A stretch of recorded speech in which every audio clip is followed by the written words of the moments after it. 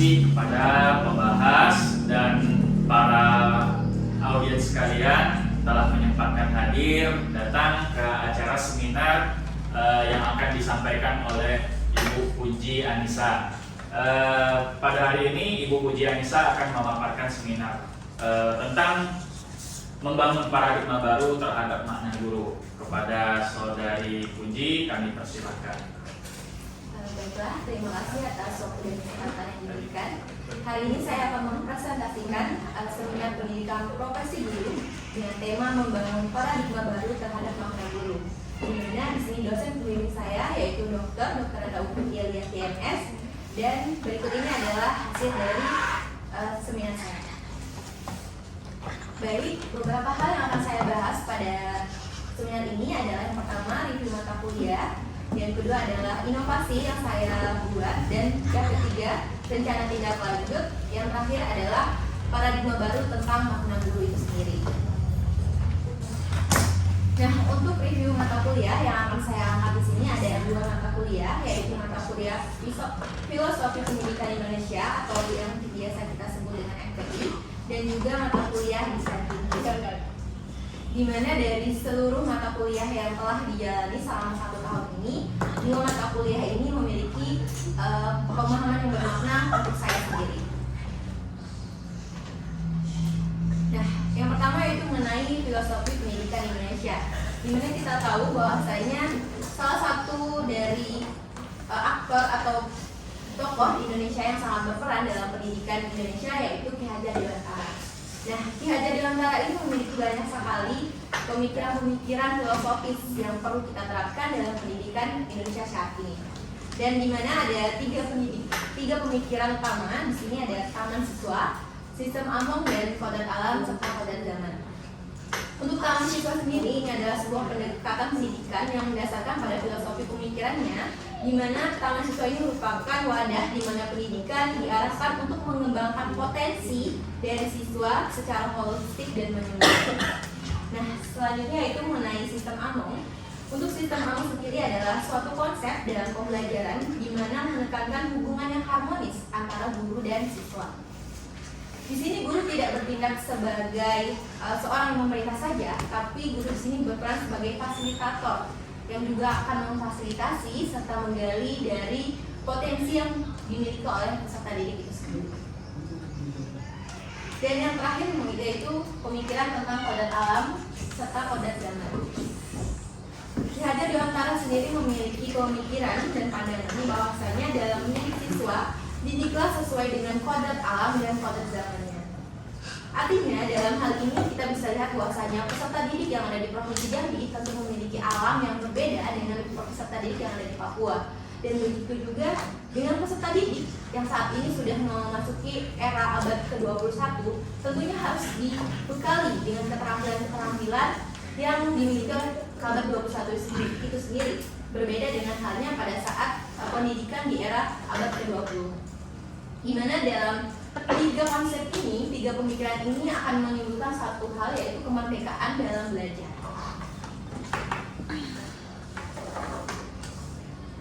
Baiklah, dari review mata kuliah Filosofi Pendidikan Indonesia tadi, di sini saya mengangkat tentang kodrat zamannya itu sendiri.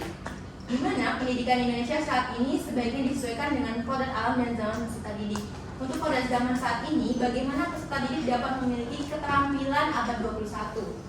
Dan di sini terdapat 4 keterampilan abad 21 yang perlu dimiliki oleh peserta didik, yaitu yang pertama critical thinking atau cara berpikir kritis, kolaborasi antar sesama siswa atau peserta didik, komunikasi, skill komunikasi yang perlu dibangun, dan juga pemikiran yang kreatif atau kreativitas itu sendiri. Nah, selain itu pada abad ke-21 ini peserta didik juga harus terbiasa dengan penggunaan teknologi, baik itu dalam kehidupan sehari-hari maupun dalam kegiatan pembelajaran. Selanjutnya, review mata kuliah yang akan saya jelaskan yaitu mengenai topik design thinking. Nah, design thinking ini sendiri adalah pola pemikiran yang berpusat dan berfokus pada masalah dan bagaimana solusi yang tepat untuk menyelesaikan masalah-masalah tersebut. Hal ini sangat diperlukan untuk kita sebagai guru untuk menerapkan dalam proses pembelajaran itu sendiri. Dimana yang kita tahu bahwasanya di dalam kelas, di setiap kelas, berbeda tingkatan, memiliki perbedaan masalahnya sendiri-sendiri. Nah, inilah yang perlu kita gali. Dengan melalui proses design thinking ini, dengan ada beberapa tahapannya, kita bisa menemukan solusi untuk masalah-masalah yang ada dalam kelas kita tersebut. Nah, dalam design thinking ini sendiri ada 5 fase utama yang kami pelajari. Yang pertama yaitu empati, define, idea, prototype, dan evaluate. Nah, dengan pemahaman design thinking ini yang berfokus pada masalah dan solusi, saya memiliki pemahaman baru untuk mengembangkan satu inovasi dalam proses pembelajaran yang didasarkan pada urgensi masalah yang ada dalam suatu kelas. Nah, berikut ini adalah fase-fase dalam design thinking itu sendiri. Yang pertama, empati. Nah, untuk empati sendiri ini adalah bagaimana kita memberikan empati kita atau pemahaman terhadap masalah yang ada. Nah, misalnya yang saya lakukan di dalam kelas adalah melakukan observasi dan pengamatan kelas. Nah, observasi ini dilihat saat siswa itu belajar dengan guru yang mata pelajarannya. Selain itu juga melakukan wawancara mendalam atau in-depth interview. Di wawancara mendalam ini akan terlihat bagaimana siswa itu memiliki masalah di dalam kelasnya. Nah, ketika observasi dan wawancara yang telah dilakukan, di sana baru kita melihat, oh ini ada masalah di dalam proses pembelajarannya. Tak lupa pula di sana kita melakukan wawancara dengan guru mata pelajaran. Lalu setelah pada fase 1 empati, kita masuk ke fase define, fase yang kedua. Fase define ini adalah fase di mana kita merumuskan masalah-masalah yang ada yang kita temukan setelah fase empati tadi. Ketika kita sudah melakukan observasi, sudah melakukan wawancara, di sana kita akan menyusun sebenarnya masalah apa yang muncul dan yang penting untuk kita selesaikan.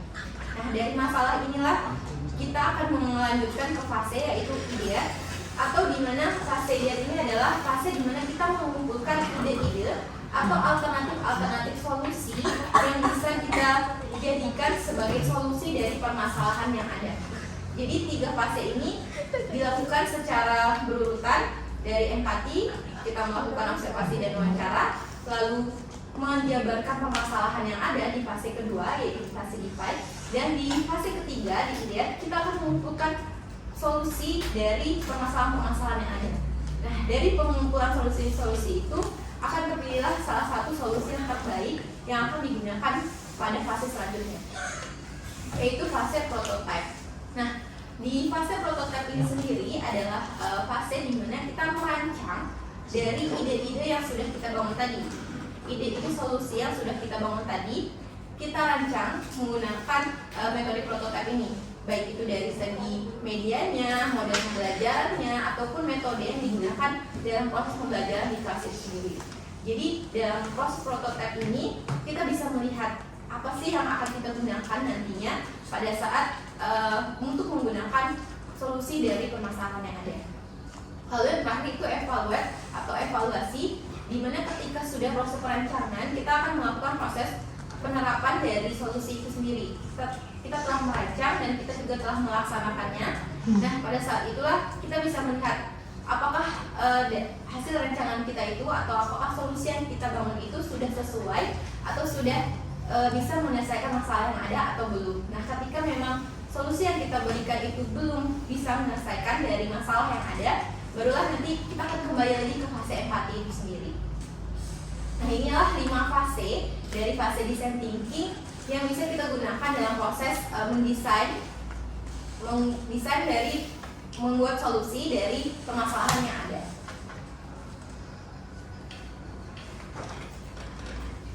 Nah, berikut ini adalah 3 masalah utama yang kami temukan dalam proses design thinking tadi, di mana ini kita lihat dari siswa kelas 12, itu di kelas 12 MIPA 6 di SMA Negeri 1 Kota Jambi.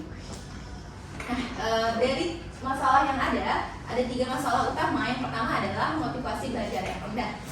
Nah, di sini siswa kelas 12 MIPA 6 di SMA Negeri 1 Kota Jambi ini membutuhkan metode baru agar bisa meningkatkan semangat belajarnya. Karena motivasi belajarnya yang rendah, jadi bagaimana caranya guru itu untuk menciptakan untuk metode baru sehingga nantinya bisa meningkatkan semangat belajar dan motivasi belajar dari siswa tersebut. Lalu yang kedua adalah tantangan dalam belajar. Kebetulan di sini saya dari bidang biologi, jadi siswa kelas 12 IPA 6 ini menganggap bahwasanya pembelajaran biologi itu pelajaran yang biasa saja, tidak ada tantangannya. Sehingga mereka beranggapan bahwasanya pelajaran yang menantang itu pelajaran yang favorit gitu ya, yang disenangi. Nah, itu hanya pelajaran matematika. Karena pelajaran biologi ini tidak ada tantangan bagi mereka, maka kita coba hadirkan tantangan di dalam saat proses pembelajaran itu sendiri. Sehingga nantinya siswa bisa merasakan bahwasanya biologi juga merupakan pembelajaran yang menantang dan bisa membuat mereka bersemangat dalam proses belajar. Lalu yang terakhir adalah kolaborasi antar tim.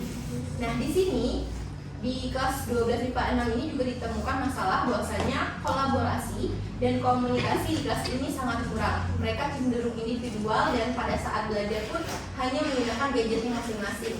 Tidak ada interaksi antara siswa satu dan siswa lainnya. Sehingga di sini ada hal yang perlu diperbaiki. Karena kolaborasi dan komunikasi ini merupakan salah dua dari empat keterampilan abad 21 tadi, sehingga inilah yang perlu kita bangun. Inilah yang perlu kita jadikan catatan untuk mereka bahwasanya dalam pembelajarannya nanti untuk solusi yang diberikan itu harus ada kolaborasi antar timnya. Nah, dengan latar belakang yang setelah saya jelaskan tadi, inilah inovasi yang akan saya berikan kepada seminar pendidikan profesi guru. Nah, desain inovasi yang saya hadirkan di sini adalah model pembelajaran hiking post. Kenapa hiking post? Yang pertama bisa dilihat adalah metodenya ada satu pos, ada satu tantangan. Jadi nantinya pada setiap pos di dalam kelas itu dibuat beberapa pos. Di dalam satu pos terdapat tantangan di mana siswa dapat memahami materi dan juga menjawab pertanyaan atau soal yang ada. Materi yang disajikan dalam setiap pos ini berbeda dalam bentuk video ataupun poster. Dan ada pula soal-soal yang perlu dijawab oleh siswa dalam setiap posnya. Jadi setiap satu pos ada satu tantangan. Lalu yang kedua adalah penggunaan teknologi. Nah, di setiap pos ini dilengkapi dengan kode QR. Jadi penggunaan dalam proses pembelajarannya sendiri ini tidak langsung dalam bentuk kertas atau poster yang dicetak, tapi menggunakan media yaitu kode QR. Jadi setiap poster ini diberikan kode QR dan di sanalah siswa dapat mengakses dari proses pembelajaran itu sendiri. Jadi ketika sudah di-scan, barulah di sana muncul materi pembelajaran, baik itu berupa poster ataupun video dan juga berupa pertanyaan-pertanyaan yang harus siswa jawab. Dan setiap pos ini dilengkapi dengan kode QR yang terhubung dengan materi sehingga siswa terbiasa dalam penggunaan teknologi dalam setiap pembelajarannya. Nah, tidak lupa pula untuk mengerjakan setiap satu posnya ini sendiri, siswa dibuat dalam bentuk kelompok.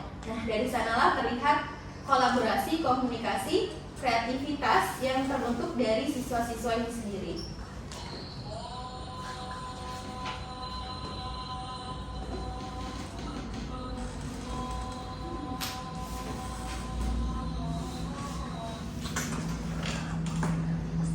Baiklah, berikut ini adalah simulasi yang mungkin bisa terdapat gambaran ya, dimana siswa men-scan dari kode QR yang ada, lalu dari kode QR itu akan terlihat baik itu poster materi ataupun video dan juga soal-soal yang perlu mereka jawab. Nah, soal-soal ini tidak banyak, tapi merupakan suatu tantangan bagi mereka untuk mengerjakannya karena ada beberapa pos dalam satu proses pembelajaran. Nah, bisa dilihat di depan, ini adalah artefak ya, bukti bahwasanya setiap pos itu memiliki poster yang berbeda-beda dan juga pertanyaan-pertanyaan yang berbeda-beda. Sehingga nanti siswa dapat mengisi di bagian atasnya ini merupakan pos 2 ya, yaitu bagian materi biogenesis. Kebetulan materi yang ini adalah materi evolusi. Jadi setiap pos ini diberikan satu topik materi seperti di pos 2 ini mengenai biogenesis, di mana nanti siswa mengirimkan emailnya sehingga tidak tertukar. Jadi guru tidak lagi sulit dalam proses mengoreksinya. Nah, di sana sudah terlihat langsung nanti jawaban yang salah dan jawaban yang benarnya. Nah, sebelum masuk ke dalam soal, siswa dapat mempelajari infografis yang ada. Jadi dari infografis yang ada ini, siswa belajar memahami, juga saling berkolaborasi bersama teman-temannya, membangun komunikasi, dan pada saat menjawab juga secara berkelompok. Sehingga di sini penerapan teknologinya yang tadi yang keterampilan abad 21 bisa terlaksana. Nah, baik, dari rancangan inovasi yang saya lakukan tadi, berikut ini adalah rencana tindak lanjut. Nah, untuk rencana tindak lanjut yang akan saya ambil adalah yang pertama, pengujian atau testing lebih lanjut untuk rancangan solusi yang diberikan, seperti model pembelajaran Hacking Post. Nah, model pembelajaran Hacking Post ini memiliki positif dan negatifnya sendiri, karena memang masih banyak belum diterapkan di dalam proses pembelajaran. Lalu yang kedua, penggunaan teknologi lain. Nah, mungkin bisa saja nantinya pada saat pembelajaran, proses dari model pembelajaran Hacking Post ini bisa diselipkan dengan teknologi pembelajaran yang lain, misalnya seperti virtual lab, ataupun Kahoot, dan metode yang lainnya. Lalu yang ketiga itu merancang pembelajaran yang bisa memenuhi kodrat alam ataupun zaman. Nah, pada tadi itu hanya terlihat bahwasanya itu hanya menggunakan dari aspek kodrat zaman, dimana penggunaan teknologi dan juga keterampilannya tadi. Nah, ada baiknya nantinya ke depannya juga dapat dimasukkan dalam kodrat alamnya, seperti unsur-unsur dari kultur yang ada di Provinsi Jambi itu sendiri. Nah, terakhir yaitu paradigma baru tentang makna guru. Di sini saat sebelum memasuki perkuliahan PPG, saya beranggapan bahwasanya guru merupakan profesi yang statis. Artinya hanya begitu-begitu saja, tidak ada perubahannya. Ketika kita bisa memahami materi, bisa mengajar, tidak ada hal lain lagi yang perlu kita lakukan. Hanya datang ke kelas dan mengajar, hanya memahami materi dan mengajar, mengoreksi, tidak ada hal lain yang perlu dilakukan. Mungkin ini terlihat dari gambaran kita pada saat menjadi siswa, guru kita melakukan hal tersebut kepada kita. Namun, sesaat setelah saya dalam kurang lebih waktu 1 tahun ini belajar di program profesi guru, saya menyadari bahwasanya menjadi guru adalah salah satu profesi yang dinamis dan penuh tantangan. Artinya apa? Dinamis di sini artinya sebagai guru kita tidak hanya dituntut untuk mengajar, tapi juga mendidik dan juga melakukan inovasi. Nah, disinilah perbedaan guru generasi baru, yaitu bagaimana kita bisa memahami kebutuhan siswa, mendidik siswa, mengatasi masalah di kelas, dan mengembangkan inovasi secara terus-menerus untuk menciptakan pembelajaran bermakna. Dan salah satu hal yang bisa digunakan tadi adalah menggunakan metode design thinking. Dan menurut saya metode design thinking ini sangat bisa dimanfaatkan dan juga bisa diterapkan dalam setiap proses pembelajaran, di mana di sana ada pendekatan empati, di sana juga kita bisa melihat bagaimana kebutuhan kita terhadap siswa, kita bisa mengobservasi siswa, melakukan interview, dan juga hal-hal yang bisa membuat kita terus berkembang dan bisa menciptakan kembali lagi tadi pembelajaran bermakna untuk siswa tersebut. Mungkin ini terakhir dari saya, yaitu satu buah quotes yang saya pahami bahwasanya masalah dari peserta didik itu adalah guru terbaik untuk guru itu sendiri.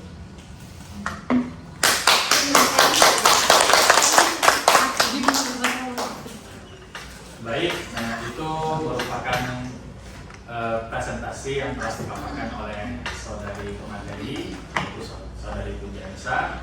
Berikutnya akan kita lakukan sesi pembahasan yang akan dibahas oleh pembahas pertama kita, yaitu Ita Veronica, dan pembahas kedua kita yaitu Mutiara Azani. Kepada pembahas pertama kami persilakan dulu untuk saya ingin membahas tentang penyaji. Sebelumnya saya mengapresiasi penyajian dari pemateri cukup lengkap dan menarik, di mana inovasinya yaitu penerapan model pembelajaran Hacking Post pada pembelajaran biologi. Nah,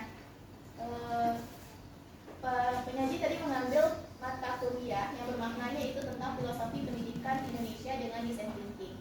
Ya, ini saya tanyakan, kenapa penyaji lebih memilih dua mata kuliah tersebut sebagai landasan dari inovasi penyaji? Terima kasih. Ya, terima kasih pada saudari pembahas. Mungkin pada saudari penyaji mau langsung dijawab atau ditampung dulu? Oke, langsung dijawab. Oke, boleh. Silakan. Baiklah, terima kasih kepada pembahas aku yaitu saudari Ica. Kenapa menggunakan mata kuliah ya dalam desain inovasi ini? Saya mengambil mata kuliah refleksi mata kuliah FPI atau Filosofi Pendidikan Indonesia dengan konteks zaman tadi dan juga desain thinking. Hal ini berkaitan dengan apa saja masalah yang ada di dalam kelas. Nah, dengan prosedur yang digunakan dalam mata kuliah desain thinking tadi, saya telah menemukan cara atau metode baru untuk menemukan solusi terhadap masalah-masalah yang ada di dalam kelas. Sehingga itu pertama, lebih tepatnya kepada desain thinkingnya ya. Dengan metode desain thinking itu sendiri, saya bisa membuat salah satu desain inovasi proses pembelajaran yang tadi hiking cost itu yang saya temukan dari proses empati, lalu proses empati, idea, dan juga terakhir nanti dievaluasi. Nah, proses-proses ini saya gunakan dalam menemukan metode hiking cost tadi. Jadi dari masalah yang ada di dalam kelas itu saya gunakan dan cari gunakan alternatifnya menggunakan metode design thinking. Nah, kaitannya dengan filosofi pendidikan Indonesia adalah di kode zamannya. Nah, di sini masalah yang tadi saya ambil dan solusi yang saya berikan itu digunakannya menggunakan teknologi, sehingga pada hal ini ada kaitannya antara filosofi pendidikan Indonesia yaitu pada kode zaman, di mana dalam proses pembelajaran di kelas peserta didik sudah menggunakan teknologi. Nah, di sanalah disesuaikan dengan kode zaman itu sendiri. Dari sanalah kode zaman tadi bisa ditemukan dengan mata kuliah design thinking yang mana bisa menemukan solusi alternatif solusi yang diberikan dari masalah-masalah yang saya temui tadi ya di kelas 12 MIPA 6. Ini ya, itu jawaban atas pertanyaan saudari Ica. Bagaimana kepada saudari Ica? Baik, terima kasih untuk jawabannya. Yang ingin saya tanyakan lagi, tadi kan tentang mata kuliah desain thinking yang mana terdiri beberapa fase ya. Apakah ada kendala dari penyaji di fase mana yang membuat penyaji lebih berat dalam penentuan informasi tersebut? Baik, terima kasih atas pertanyaannya. Jadi lebih bagaimana apa sih kendala yang ditemukan ya atau tantangan yang ditemukan pada saat perumusan solusi dari desain thinking yang saya lakukan. Jadi di sini tantangannya adalah pada saat fase empati. Nah, pada saat empati ini diperlukan pemahaman yang sangat dalam, di mana kita akan melakukan observasi. Nah, observasinya sendiri ini tidak bisa didapatkan dengan hanya sekali melakukan observasi. Paling tidak itu yang saya lakukan adalah 3 kali observasi. Nah, di sanalah bisa kelihatan bagaimana karakteristik siswa, bagaimana kebutuhan siswanya, dan juga hal-hal lain yang bisa mendukung hal tersebut. Misalnya pada saat itu ternyata siswa membawa handphone. Nah, di situ kita bisa melihat ternyata nantinya solusi yang diberikan itu bisa menggunakan handphone ataupun teknologi. Nah, dari tantangan-tantangan itu termasuk juga dengan wawancara mendalam.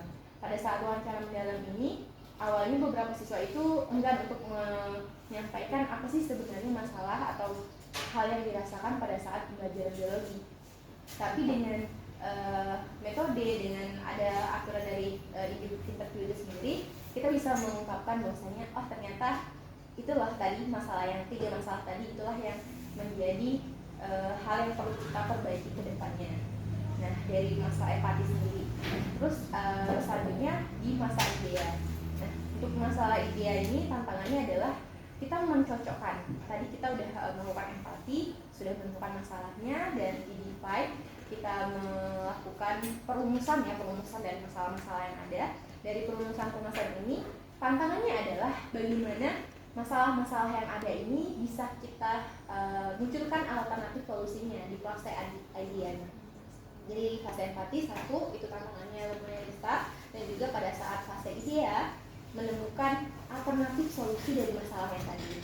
Itu banyak sekali kami mereview jurnal, juga melakukan wawancara tadi kan bersama guru mata pelajaran, juga melihat sekiranya apakah dengan ditetapkan model pembelajaran hiking cost ini bisa sesuai dengan masalah yang ada atau bisa menyelesaikan masalah yang ada. Nah, itulah di situ 2 fase ini di empati dan juga di idea itu yang terberat di sini.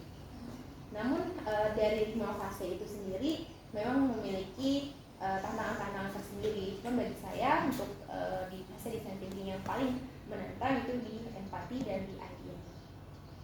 Mungkin demikian jawabannya Mas Sari. Ya, itu tadi jawaban yang diberikan oleh Saudari Puji bahwa fase terberat ya menurut Saudari Puji itu ada di fase empathize dan idea. Nah, menurut Saudari Ica bagaimana? Baik, cukup untuk jawabannya. Terima kasih. Oke. Selanjutnya kami berikan kesempatan kepada pembahas luha, yaitu Saudari Puji Razani. Pada Saudari kami persilakan. Terima kasih kepada moderator. Di sini ada 2 hal yang ingin saya sampaikan. Yang pertama itu terkait presentasi. Yang kedua yaitu pertanyaan. Nah, untuk yang presentasi, slide yang ditampilkan sudah cukup bagus ya. Estetik bagus gitu. Nah, kalau dilihat memang mungkin berbakat dalam segi mendesain seperti ini. Tapi yang saya inginkan sebenarnya kalau dari segi foto, alangkah lebih baiknya foto penyaji langsung gitu. Jadi kami nyata melihat kalau itu dilakukan secara langsung gitu kan. Jadi itu sepertinya foto dari ini ya ada tadi yang dilihat-lihat mirip Puji tuh kayak apa, tak pakai kacamata gitu kan, dipikir-pikir ternyata bukan gitu.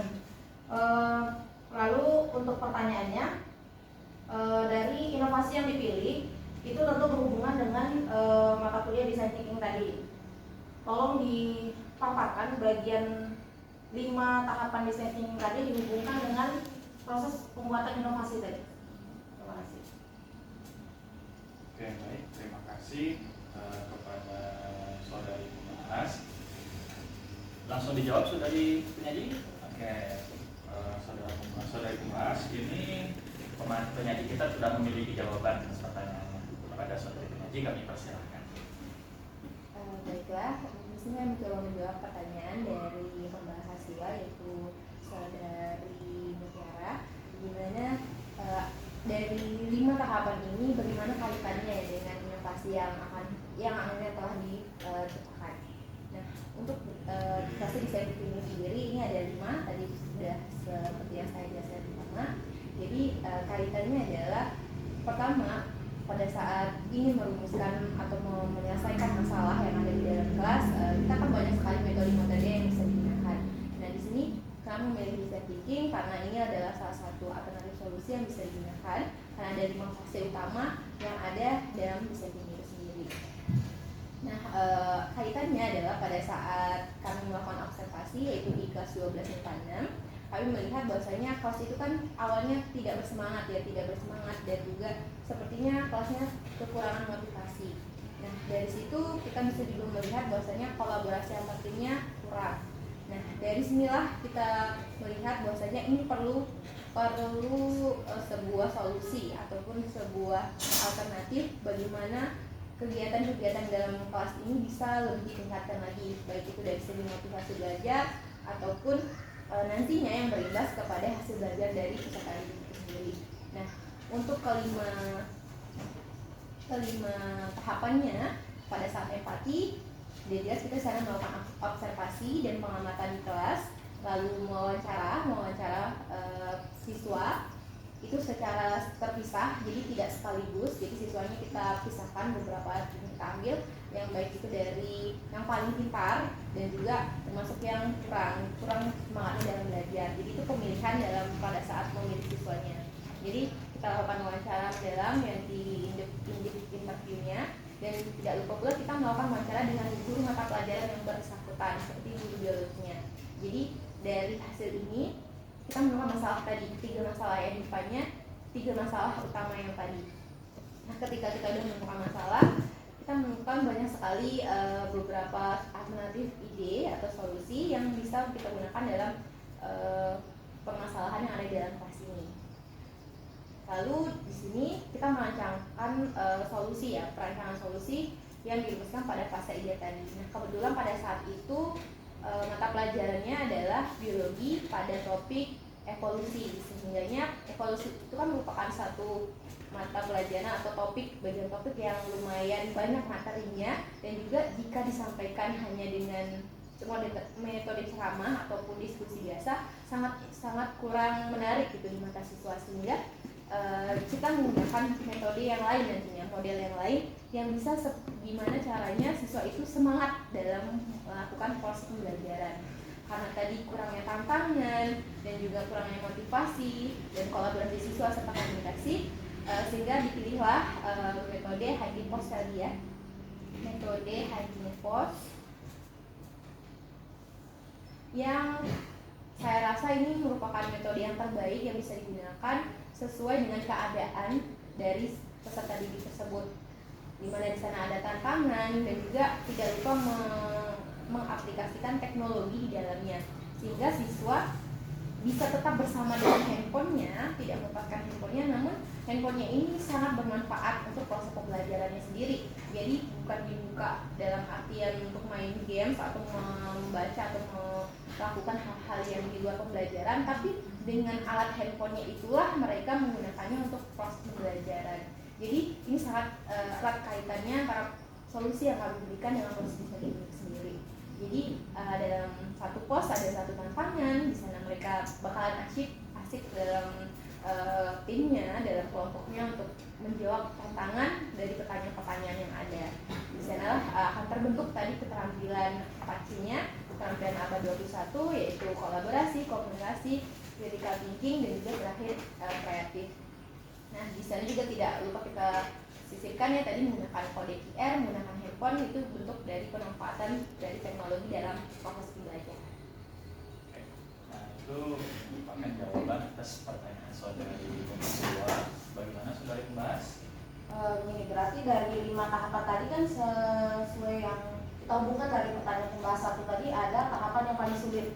Nah, cara cepat mengatasi kesulitan dari tahapan yang dipilih tadi bagaimana? Cara cepat ya. Sebenarnya dalam proses e-learning ini bukan masalah cepatnya, tapi bagaimana ketepatan kita dalam melihat masalah-masalah yang ada. Jadi percuma cepat, tapi ternyata masalahnya itu salah tembak masalah gitu, salah memfokuskan atau merumuskan masalah. Jadi bukanlah kecepatan yang diambil dari desain thinking ini, tapi bagaimana ketepatan itu sendiri, baik itu ketepatan dalam merumuskan masalah, baik itu ketepatan dalam menentukan ide-ide, dan juga di akhir tadi bagaimana ketepatan dalam merancang solusi atau alternatif untuk masalah yang ada. Demikian jawabannya. Bagaimana saudari membahas? Cukup. Apakah ada yang ingin ditanyakan lagi? Tidak ada. Baik, demikianlah tadi sesi tanya jawab kita dengan pembahas antara pembahas dan penyaji ya. Berikutnya saya akan memberikan kesimpulan terhadap seminar pendidikan profesi guru yang telah kita laksanakan. Pada hari ini saudari Puji Anissa membahas atau merefleksikan, memberikan best practice-nya terhadap 2 mata kuliah, yaitu mata kuliah Filosofi Pendidikan Indonesia dan juga mata kuliah Design Thinking. Nah, pada mata kuliah Filosofi Pendidikan Indonesia ada poin-poin yang di-highlight oleh saudari Puji, yaitu seperti pembelajaran tentang taman siswa, sistem AMOM, dan pembelajaran terkait kodrat alam dan kodrat zaman. Kemudian pada mata kuliah Design Thinking itu seluruh fase yang ada pada Design Thinking itu di-highlight oleh saudari Puji. Kemudian berdasarkan 2 mata kuliah tersebut, saudari Puji mengaitkan antara kodrat zaman, di mana peserta didik ini dituntut untuk memiliki keterampilan abad 21, yaitu keterampilan 4C, critical thinking, collaboration, communication, dan creativity. Nah, kemudian pemahaman terhadap kodrat zaman tersebut dikaitkan pula dengan fase-fase yang ada pada mata kuliah Design Thinking, sehingga terciptalah sebuah desain inovasi, yaitu model pembelajaran Hygiene Post menggunakan teknologi. Kemudian berdasarkan analisis masalah yang telah dilakukan oleh saudari Puji dalam mengembangkan desain inovasi ini, terdapat 3 masalah yang ditemukan. Yang pertama, masalah terhadap motivasi belajar peserta didik. Kemudian masalah terhadap pembelajaran yang dirasa kurang menantang. Dan kemudian ada terakhir, itu masalah terkait kolaborasi. Kemudian pada rencana tidak lanjutnya, Saudari Puji ini akan berusaha untuk menguji lebih lanjut desain inovasi yang telah dibuat, kemudian mencoba untuk menggunakan, memvariasikan teknologi lain ke dalam desain yang telah dirancang tadi, dan juga yang terakhir itu Saudari Puji akan mencoba merancang pembelajaran yang memenuhi kodrat alam dan kodrat zaman.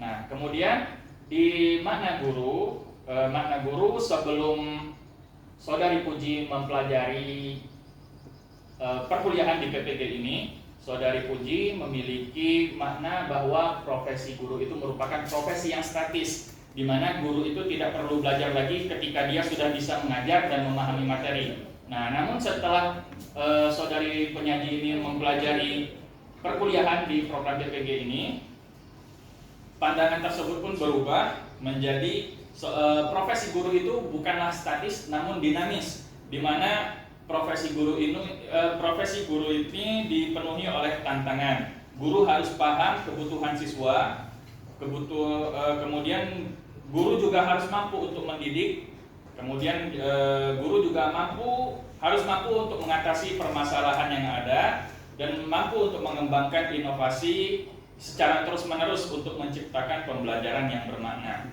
Nah, itu saja yang bisa saya simpulkan atas seminar kita pada hari ini. Lebih dan kurangnya saya mohon maaf. Saya sebagai moderator pamit undur diri. Sebelum saya tutup, mari bersama kita berikan aplaus yang meriah untuk saudari pengajar. Akhir kata, assalamualaikum warahmatullahi wabarakatuh.